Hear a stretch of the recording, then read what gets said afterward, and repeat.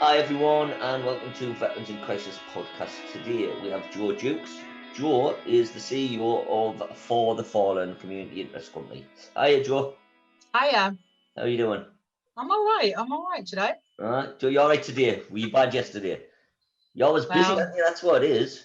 I know. I'm always busy. That's the thing. It's juggling everything. As you know, to get this done, it was how many rejuggling. Oh, could we just make it half an hour later? Oh, I've got this meeting now. Yeah, I mean, I've had to stay at work late for you. I feel honoured.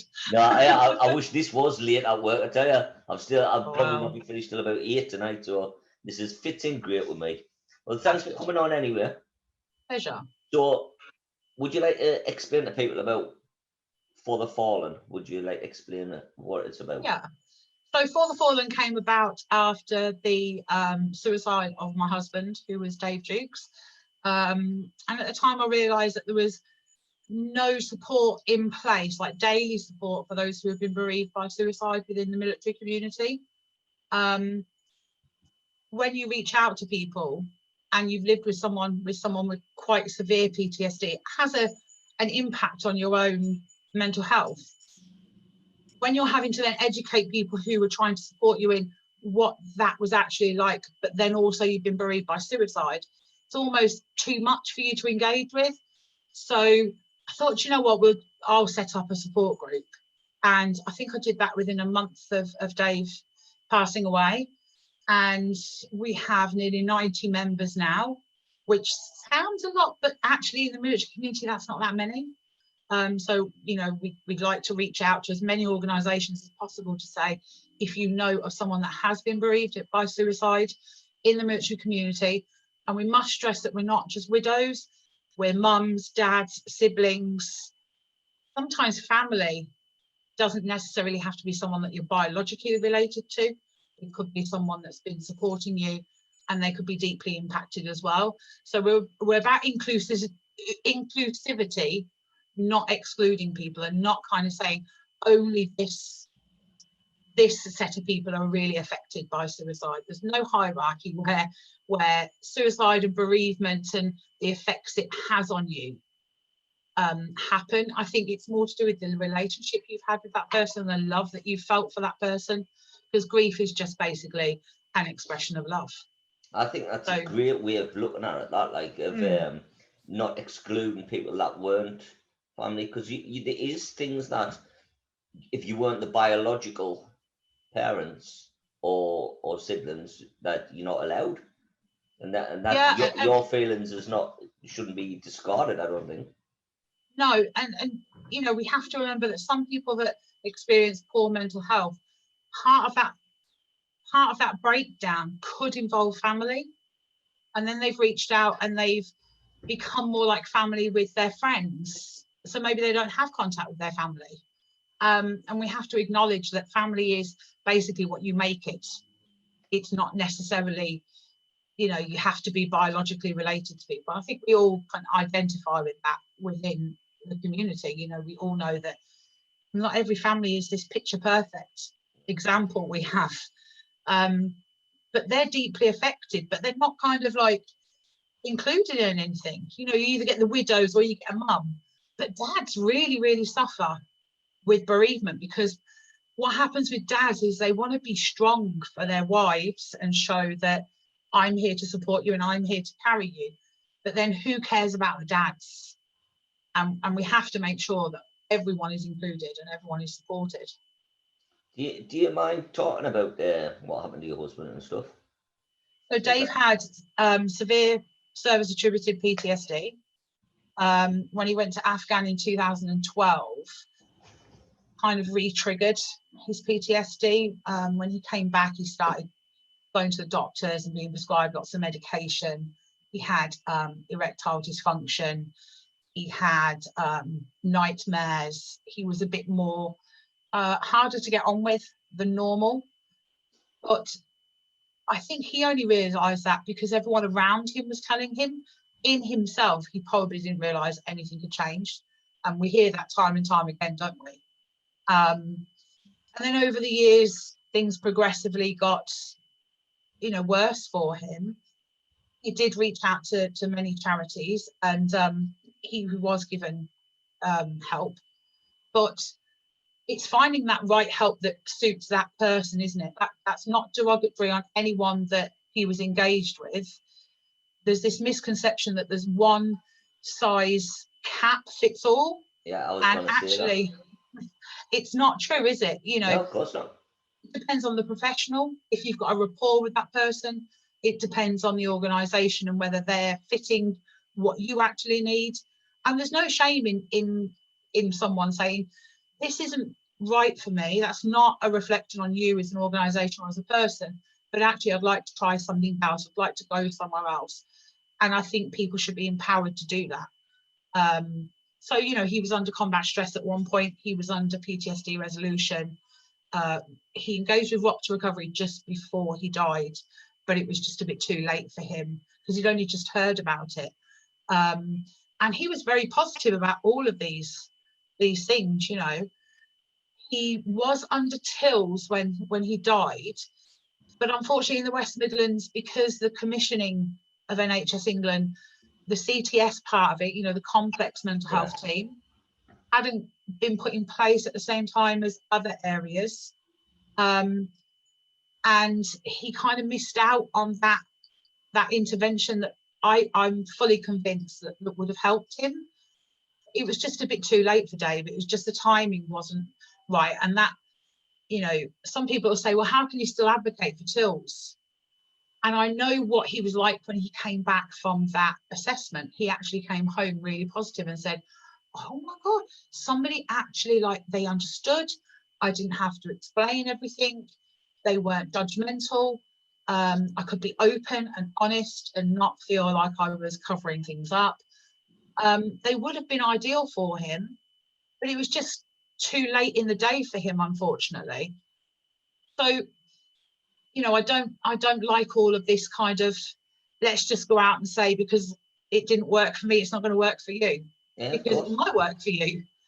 And we have to replace that negative narrative that sometimes we read about and replace it with, actually, this service has been quite good for this person. And they've actually come out and said, do you know what, that was really good. We don't hear those stories enough, do we? Because they don't grab headlines. They don't. Yeah, exactly right. Because bad feedback always grabs the headlines. Nobody wants to listen to good feedback for some reason, you know. And I don't understand it. I don't think many people understand that. Nobody seems to want to hear that.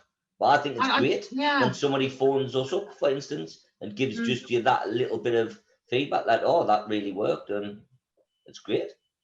Yeah, and just because it hasn't worked for one person doesn't mean it's not going to work for everyone. And that's what we kind of hear. We hear the negatives and then we go, oh, well, that service is really bad then. But it's not bad for everyone. You know, not every person that works in mental health is uncaring. Not every person, you know, they're working within a system. Sometimes the system needs us engaging with and changing.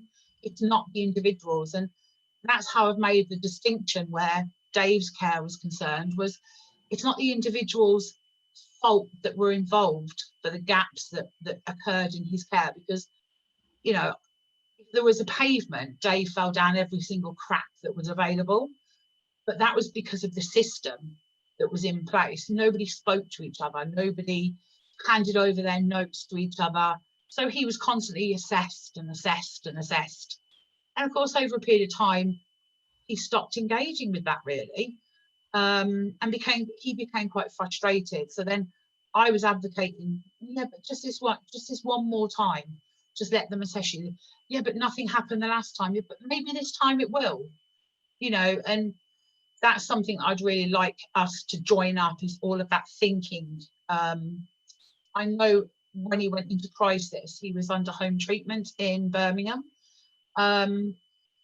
Unfortunately, the team that dealt with him, because people are dealt with, the community teams, aren't they? They're the ones that primarily deal with them for home treatment. They didn't have any training as such on how PTSD can manifest itself. So when he was saying that he was disassociating, he was told, no, that's not a thing. You've made that up. It doesn't exist. And obviously he had a diagnosis of severe PTSD with disassociation. And if I said to you now, the disassociation is getting more and more and lasting for longer and longer periods, that would probably raise a massive red flag for you, wouldn't it? Yeah, of course, yeah.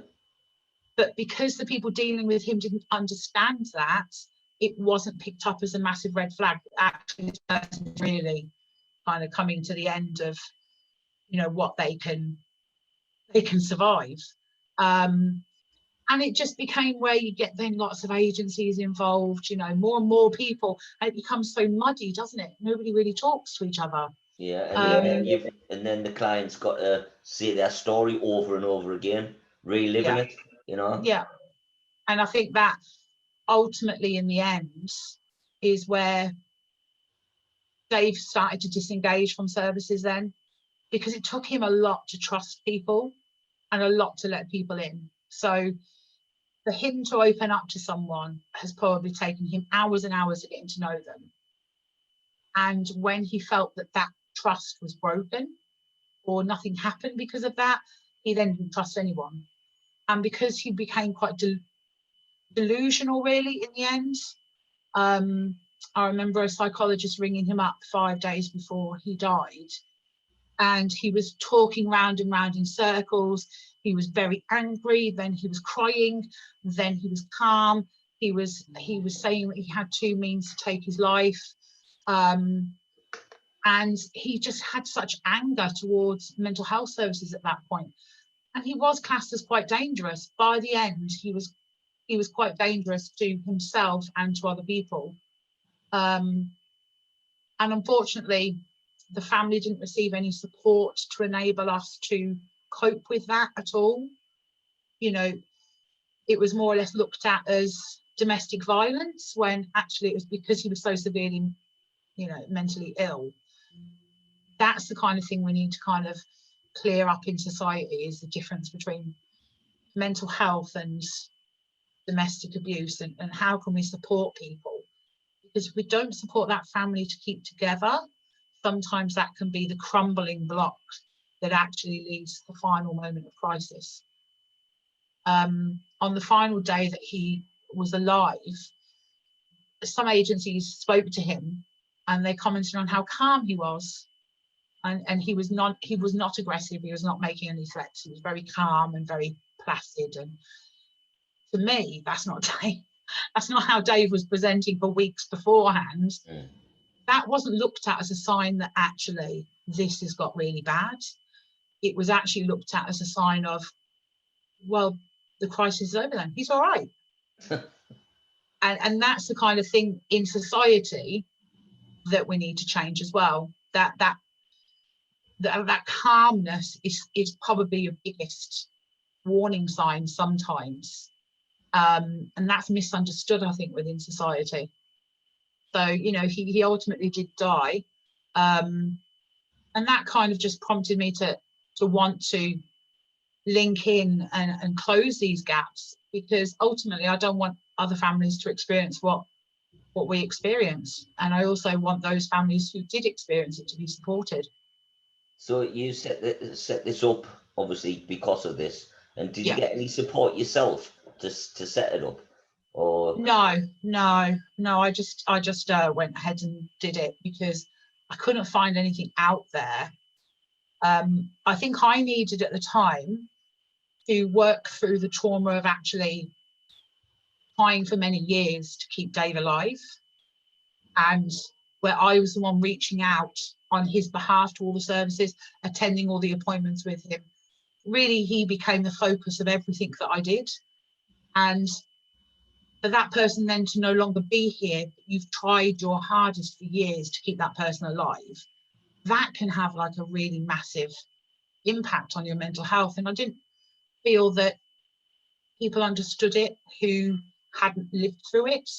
So I wanted to create a community of people that had lived through it.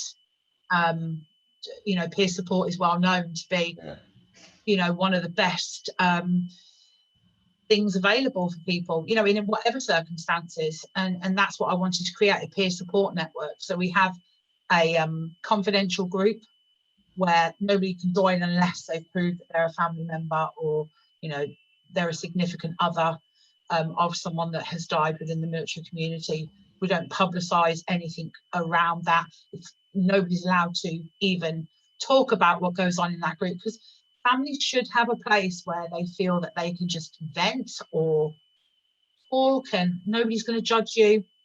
And it is the most supportive environment anywhere. We've got siblings, mums, dads, grandmas. Where else do these families go? You know, even older children aren't supported really. They're kind of like, oh, well, you're over 18, so it probably hasn't affected you as much. If you ask my daughters, they'd probably say, I'd say it affected me more, because I lived with it, I understood it, and I saw the effects of it all. So I think that's something in the community we need to make better, really. Did you, obviously, did you suffer with your mental health whilst Dave was still alive because of what was happening with Dave? Yeah, I started having panic attacks for the first time in my life. And it happened at work and caught me completely off guard. I wasn't expecting it. And I went to the doctors, and they said, well, you've got really bad anxiety and really bad depression. And like, it's only to be expected, really, with everything that's been going on. But I think you almost, when you are the one advocating and caring for someone, you become the least important. So you don't even look after yourself. You know, everything was about making the house nice and stable and calm for Dave. Or, you know, sometimes I sit outside in the car, come home from work, and I just think, what am I walking into today? Okay, because sometimes if someone upset Dave in the morning, I'd be hearing about it at 5 o'clock that night, because it had been going over and over and over in his head. And I'd have to, you know, sit down and listen to it for 2 hours before I could even do anything else, because that's what he needed. He needed to be able to get it out of his head to someone, and I was that person. So I think that kind of culminated in, after he died, you know, an inquest is really difficult for a family. A lot of the time the family is the one giving all the information to the coroner. I know in Dave's case in particular, the coroner would never have known the amount of agencies involved unless I was the one providing all of that information. So you're reading over quite traumatic stuff constantly for quite a while after someone's died. And I was then diagnosed with PO5, severe anxiety and depression with suicidal feelings. So I was ironically under home treatment myself after he'd taken his life. You know, that was quite a difficult time. Did you feel like obviously the lessons you'd learned with Dave, did you feel like then you were in a position to point things out for the support you were getting?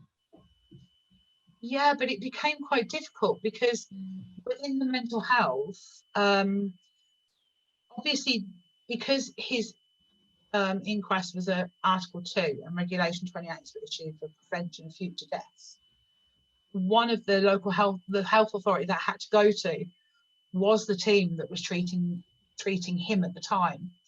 And they offered for me to go to a different local health authority because they didn't know if I would engage with them or if I felt comfortable.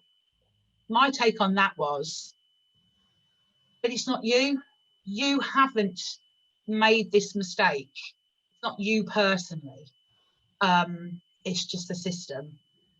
And then it became quite difficult, because they said that the way I was presenting and the trauma that I was presenting with almost fitted down the veteran pathway, but I wasn't a veteran. So that wasn't open to me. And they said, if you'd been raped, we have a pathway for that. We know where to send you. If you've been involved in a car accident, we'd know where to send you. We don't know where to send you. We don't know what to do with you, because it's so unusual what you're presenting with. So, you know, there's that within the community as well. And I mean, obviously you still think of Dave and stuff, but how's your mental health as we speak now? Because I know personally that you're always busy, and one of the things that keeps my mental health is I'm always busy.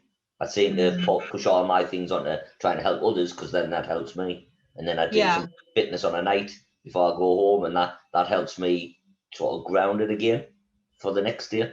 So have you got any like coping mechanisms like that? I think the helping other people is definitely it's like a distraction. But I think sometimes, because I advocate so much for other people, sometimes it can get lost along the way that I'm also bereaved, and that I've also suffered my own trauma, and I'm still dealing with that along the way as well. I think sometimes that can be forgotten, and I just become an advocate for other people. And then when I stop and go, let me talk about my story, people will go, what? Why aren't you talking about my story? And, you know, I think that's probably to be expected, isn't it, really? I think it's probably quite selfish of me to want to help other people, really, because it makes me feel better. You know, it's a win-win for me. And I am quite passionate about advocating for other people and making sure that all members of the military community are heard, especially family members. All family members are heard and valued. There's nothing worse than being dismissed as though you're irrelevant. That's a horrible feeling, and I wouldn't like anyone to feel like that. A lot of the time I watch really trashy TV that involves no thinking whatsoever, because I can't kind of keep up with the thought train of it. I'm no good at these thrillers, because I'd forget completely what it was about. I'm like, oh, this is really complicated. I'm out of this one. I think I've had therapy. I've had trauma therapy. I had 6 months of trauma therapy, and I'm a massive advocate for therapy. I used to think, well, it's ridiculous just sitting down having a conversation with someone. Not going to do anything, is it? And you don't feel it is. You walk out of there and you think, well, that was a waste of an hour. But over a period of time, you notice your thought pattern changing, the way you're presenting yourself. You're probably not as touchy as you used to be. And then after a while, you realise it is actually making a difference. It's changing your thought patterns. You know, grounding techniques are really important. They were taught to me in therapy. You know, sometimes just taking the dog for a walk and just like leaving your phone at home and going, right, that's it. Phone's at home. Turn it off. I'm going out for a walk now. So that's the kind of things I do. I like a lot of tea as well. You drink a lot of tea? Way too much tea, to be fair. Just normal tea or fruity tea? No fruitiness, just normal. No, I only drink normal tea as well. I don't like coffee or anything. I only drink water. So other than water, lager and tea, that's all I drink. In that order? Well, not in that order every time, like, but water and tea when I'm at work. So I think keeping a sense of humour is really important as well. That's the main thing, and especially from a military background, everyone, doesn't matter how dark the situation is, people will laugh about it, you know. And that's the kind of, when I started Vix, that's the kind of thing I wanted to ingrain into it, because Vix is a community interest company also, and you have to be a client to work here. So apart from me, everyone else has been a client. So you were a client, then a volunteer, then part-time and full-time. That's the way I wanted it, because then you can sort of relate to every problem that everyone's got. And that's really important. There's going to be someone in the team that's been through that, and then it works the other way, that you can see, well, they were at the bottom and now they're working full-time, and it's a good what's the thing? It's a good like way to look at things, to think, right, I'm right down here at the moment, but they were too, and now they feel a lot better and they're working and stuff like that. That's it. That was a driving thing, because I suffered myself, and you know, me being busy and helping others and advocating for people, that's what helps me. And I think it's really important to, you know, keep things in perspective as well. I mean, today I was on a conference and they were talking about post-traumatic growth and how not to wipe people off just because they've been traumatized. As long as you recognize it early and treat it, people can actually have really fulfilling things in their lives, that they make a difference walking forward because of their trauma, you know, and make a positive come out of a negative. And that's what I'm probably trying to do the most is turn things into a more positive, thing moving forward. This is what happened to me. So I was diagnosed with PTSD from my service anyway, but my dad died in front of us, and I'd given CPR and it didn't work. And that from that day, I wanted to change my whole life. So I stopped the work I was, and I volunteered for a homeless charity. Then that's how I started Vix, because I wanted to help people from then on, rather than feel guilty that I couldn't help. Two cents, I really feel guilty that I couldn't help my dad. Like, to be honest, and it has helped us. And I think of that every day. I think of that. If my dad, it's weird because I wish my dad was still here to see this happen. But if he hadn't died, I probably wouldn't have done this anyway. Yeah, and people say that, to me about Dave. They go, well, he's probably looking down now, feeling really proud of everything that you've put in place and that you've achieved, and all the people you talk to, and and you think, well, yeah, he's not though, is he? Exactly. and you'll never know if they are. That's the thing, But I think there's a massive thing with the families that I support, and everyone else supports, is the legacy of that person. So they don't always want the legacy of that person to be attributed to something really negative. They want the legacy to be, well, this person died for a reason, and they died to make a difference moving forward. And that's really important, I think, to keep that in mind, that it's like an honor of that person to say, well, I'm never going to forget you, because look at what we've put in place, because you lived and you died, but other people will be saved because of you. Right. Obviously the work that you're doing, I've noticed that you're starting some work with Northumbria Uni. I used to work for them. Did you? I used to work there, yeah. I did. When I started Vix, they wanted to do a peer research project. So I did 2 years working there. That's how I noticed. I think I must have seen it on Facebook or one of your tweets or something like that. Yeah, I've got it pinned to the top of our Facebook group. Yeah. Oh, is that all right? Well, that's probably where I was saying it. So how did that come about? So during lockdown, lockdown can be quite a negative time, but I had a conversation with Richard Gettings, who's got his own foundation, the Darparian Foundation. So he's got PTSD through his service in the police. And we had a conversation, and I said, do you know what would be really good? It would be really good if we actually listen to the family stories to find out, what happened behind the scenes. So how did a family first recognise that there was some problems? Could we have put intervention in place earlier? And then we kind of went, do you know what, that'd be a really good research project. It'd be really good to actually, hear some of the stories of families. So that's how it kind of came about. And then we had a conversation with Matt from Northumbria, and then it's kind of like snowballed from there. And we've just been given funding through the Armed Forces Covenant Fund Trust. So yeah, we're cracking on with that. So which should be really good. How long's that study? 2 years. 2 years, good. So it'll be a 2-year study. And I think it's really important to make families feel like they're making a difference as well, and that they are being heard, because many of the families that I know who are either living with someone with PTSD or someone who's died, they haven't been heard very well in the community. So this is what it's all about, hearing people, listening to them, and trying to make a difference moving forward with that. Well, to be honest, nobody knows this. Well, they will now, I'm telling you, but I've just signed a contract to work for Sunderland University. Oh, okay. On a health and wellbeing for veterans project. So that's for 2 years as well.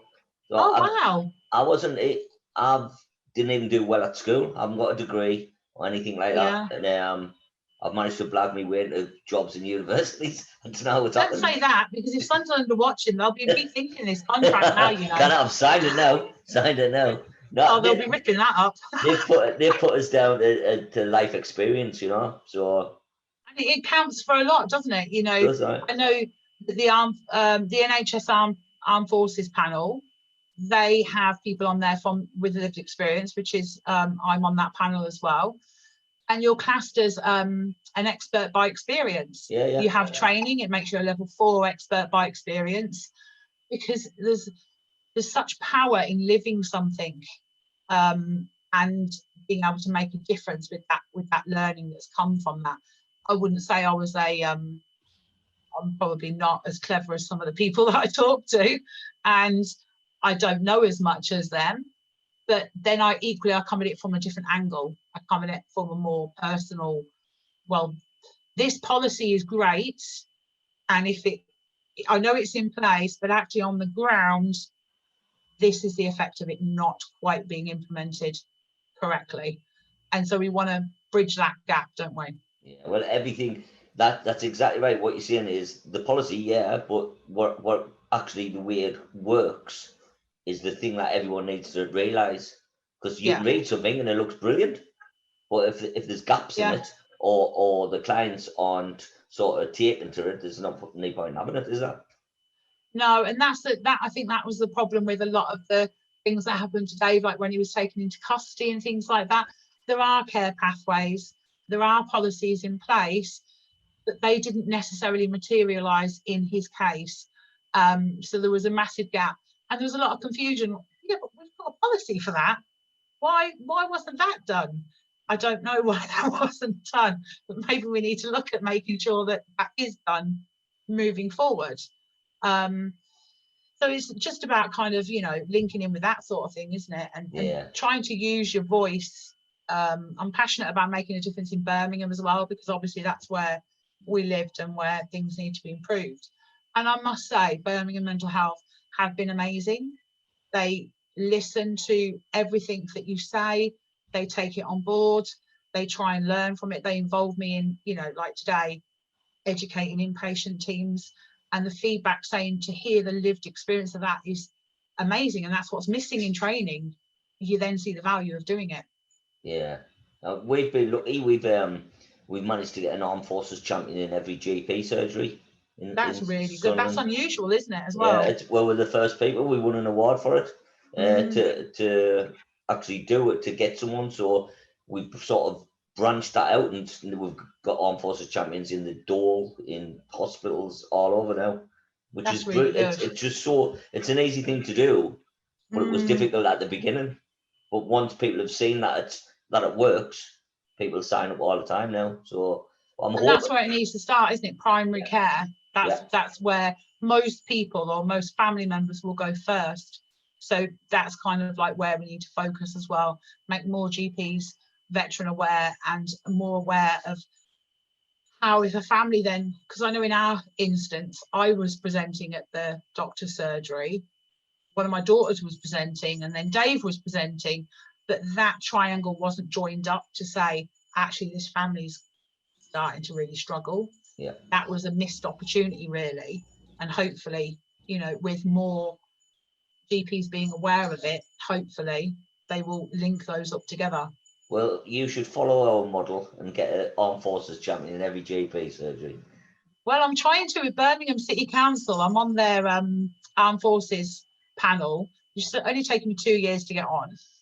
But I'm trying to raise the awareness of families and carers, which includes children as well. We shouldn't always think of carers as just adults. Even people find it hard to even identify themselves as carers, don't they? Because there's no official definition of who is a carer. So we're trying to raise the awareness of GP surgeries in our area and get them all to sign up for it. Get it done. I'm trying. Ring us up. We'll give you a hand.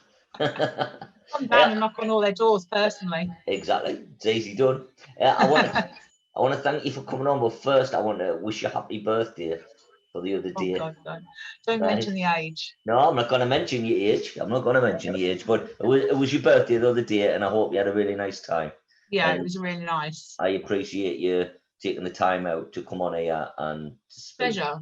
And to get your story out, really. And it's all about awareness. Everything everyone's doing in the veteran community is about awareness. And I think the more people speak about things and share that information, the better for everyone. It's not a competition. You know, it's not a competition. I'm not in this to keep the clients for myself. I'd much prefer to spread people out and let everyone get the help that they need. And like we were saying at the start, you know, you might be really good for one person, but someone else might be really good for them instead. Yeah. And it's about letting that client have that control and have that power as well to make that choice. Not kind of like when someone comes to you going, oh, you're mine. Yeah. And I'm going to persevere with you, you know, no matter what, because actually, is it right for that person? They should have the power to say, it's not fitting me. Yeah, and there should be no repercussions of that. When I worked for a charity, homeless charity, and I was actively told not to involve other people because in the end they would get the funding to do that. And I was like, well, that's not gonna happen. You know, I'm not bothered about the money. And you know that. Yeah. Hence why I left that charity and started one on my own.